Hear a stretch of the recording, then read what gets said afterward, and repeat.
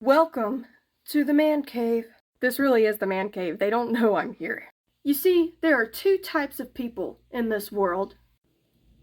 Exhibit A and Exhibit B.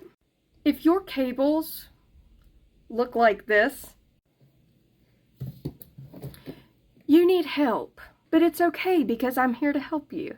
Yes, this is part 3 of cables, featuring yet another common reason why you may find yourself constantly replacing your cables. If you want to maximize the life of your audio cable, it is crucial that you properly wrap and store them. And while I have taken note of a slight debate amongst audio engineers as to whether or not over and under is really that necessary, which by the way it is, y'all are lazy, there is a general rule amongst most musicians and audio engineers that something like this is far better than this. So if you'd like to know the proper way to achieve this, to maximize your cable life, keep watching. I'd like to demonstrate really quickly, by the way, that if I grab this at one end and I throw it out,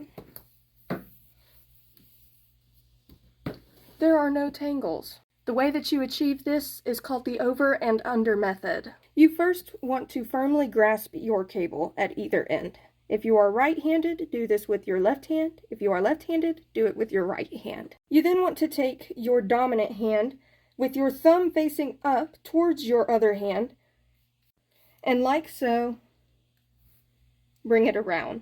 You now are going to do that same thing, but this time, you're going to turn your hand this way and grab the cable so that your thumb is now pointing down. And once again, I'm just bringing it up and making sure my loops are relatively equal. Now all I'm going to do is just repeat.